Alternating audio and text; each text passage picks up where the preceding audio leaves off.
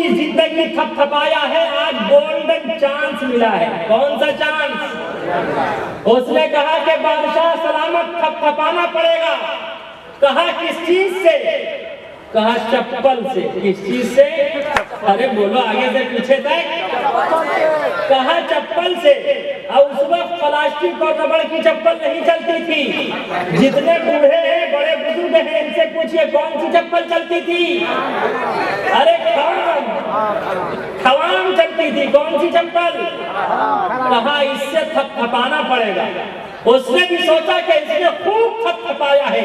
कभी ट्रिपल तलाक के नाम पर थपथपाया, कभी जीएसटी के नाम पर थपथपाया, कभी 370 के धारे के नाम पर थपथपाया, और कभी पेट्रोल महंगा करके थपथपाया, कभी डीजल महंगा करके थपथपाया, कभी आटा और माचिस की तीली पर भी जीएसटी लगाकर थपथपाया, और अब हिंदू राष्ट्र के नाम पर थपथपाना चाहता है। उसने सोचा इसने खूब थपथपाया है, आज गोल्डन चांस मिला है। कौन सा चांस? आपको भी गोल्डन चांस मिलता है, लेकिन आप गंवा देते। अब तो नहीं गंवाएंगे। उसने भी सोचा कि ये गोल्डन चांस मिला है। जब वो खवान से थपथपाता तो वो खवान बोलता खवा खवा खवा खवा।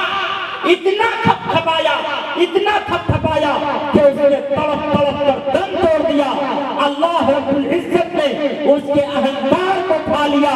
इसलिए कि अल्लाह से बड़ी ताकत और कुव्वत इस जमीन पर, इस संसार में किसी की हो ही नहीं सकती। न तस्य कच्चित पतरस्ती लोके न चिष्टान वचतस्य लिंगणं सकारम करणाधिपाधिपो न चास्य कष्टिजन पिता न चाधिपा। अल्लाह के पावर के सामने, अल्लाह की ताकत के सामने किसी की ताकत और कुव्वत की कोई हकीकत नहीं है। फिरौन हामान ने अपना सिक्का खूब जमाया था। फिरौन हामान ने अपना सिक्का खूब जमाया था। रुस्तम और सोहराब ने अपना दमखम खूब दिखाया था। रुस्तम और सोहराब ने अपना दमखम खूब दिखाया था। बनवाई शादात ने जन्नत फिर भी देख न पाया था। बनवाई शादात ने जन्नत फिर भी देख न पाया था।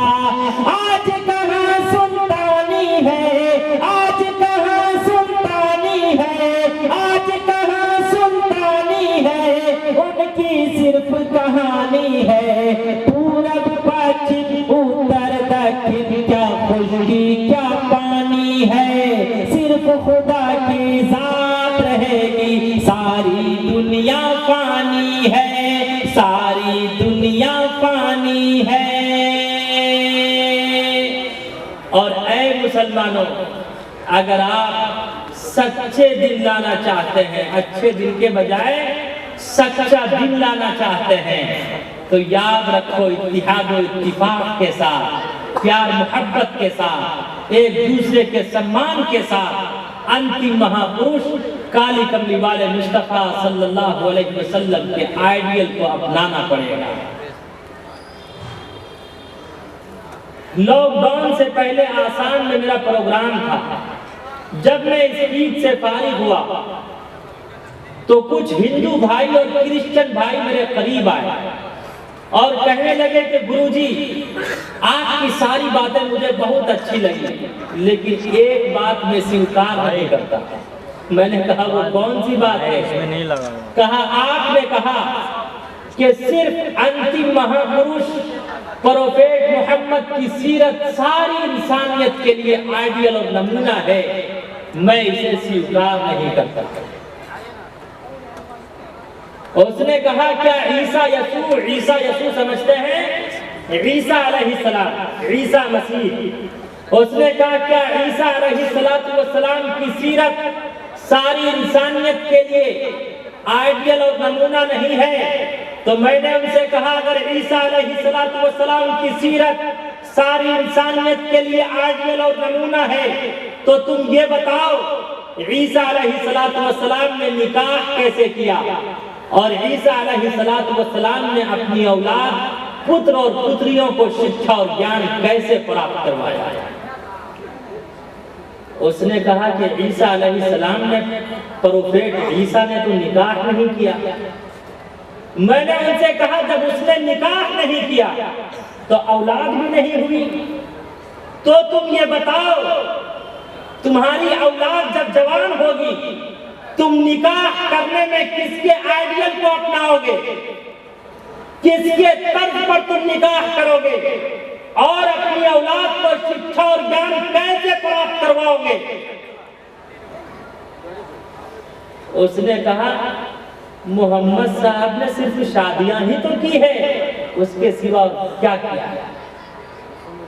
मैंने उनसे कहा कि सुनो, पहले ईसा अलैहिस्सलाम की बात मैं करता। 33 वर्ष की उम्र में ईसा अलैहिस्सलाम को आकाश पर उठा लिया गया। फिर ईसा अलैहिस्सलाम का दोबारा इमाम मेहदी के जमाने में नुज़ूल होगा। उस वक्त ईसा अलैहिस्सलाम के 2 निकाह होंगे, 2 विवाह होंगे। कितने निकाह होंगे? ईसा अलैहिस्सलाम का निकाह पढ़ाने वाला काजी उम्मत मुहम्मदिया का काजी होगा। ईसा अलैहिस्सलाम के गवाह उम्मत मुहम्मदिया के अफराद होंगे। और ईसा अलैहिस्सलाम का निकाह जिस खातून से होगा वो काली कमली वाले मुस्तफा सल्लल्लाहु अलैहि वसल्लम पर ईमान लाने वाली होगी। तो खुद ईसा अलैहिस्सलाम की जिंदगी उस वक्त तक कामिल व अकमल नहीं होगी जब तक कि वो मुहम्मदुर रसूलुल्लाह सल्लल्लाहु अलैहि वसल्लम के आइडियल को ना अपना ले।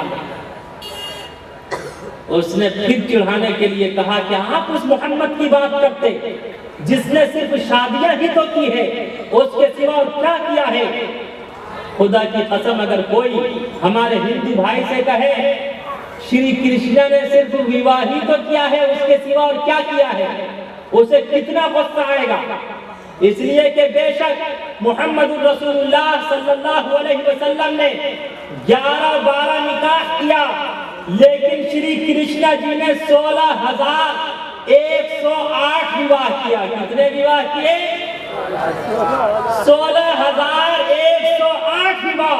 और उठा महाभारत पढ़ते चले जाओ।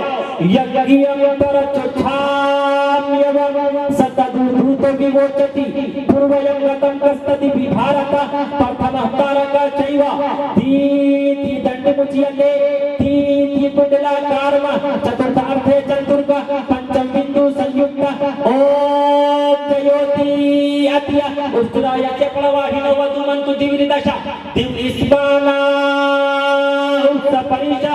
श्री कृष्ण जी ने 16,108 विवाह किया, जिनमें से 9 पत्नियों का नाम खुद महाभारत में मौजूद है।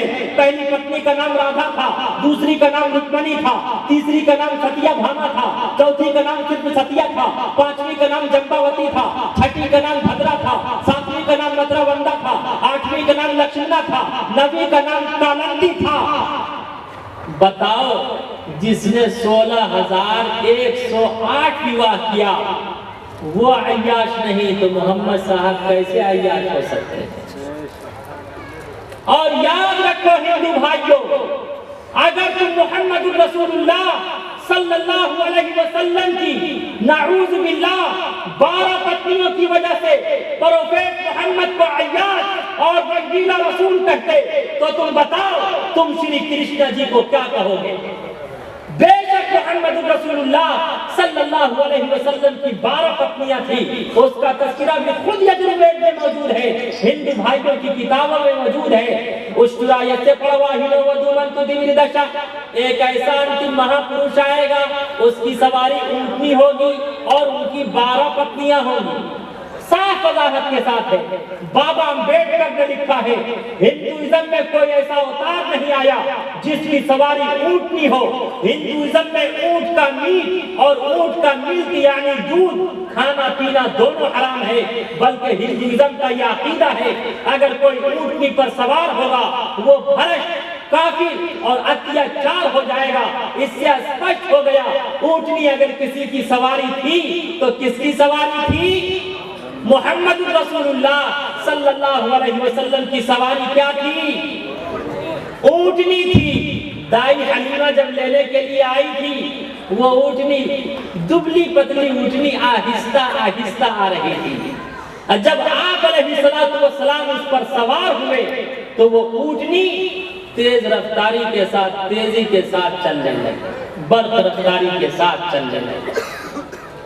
दुबली पतली दाई हलीमा की ऊँटनी दिखलाने लगी, फिर बिजली सी तेजी। आमना का लाल जब सवार हो गया, आमना का लाल जब सवार हो गया, जिसको मेरे मुस्तफा से प्यार हो गया, जिसको मेरे मुस्तफा से प्यार हो गया, बाग़े जन्नत का वो हकदार हो गया, जिसको मेरे मुस्तफा से।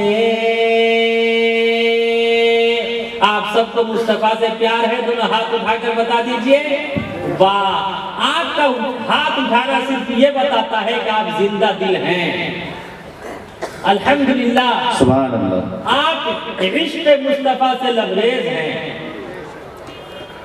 तो बेशक आप अलैहिस्सलाम की कितनी पत्नियां थी? अरे कितनी थी?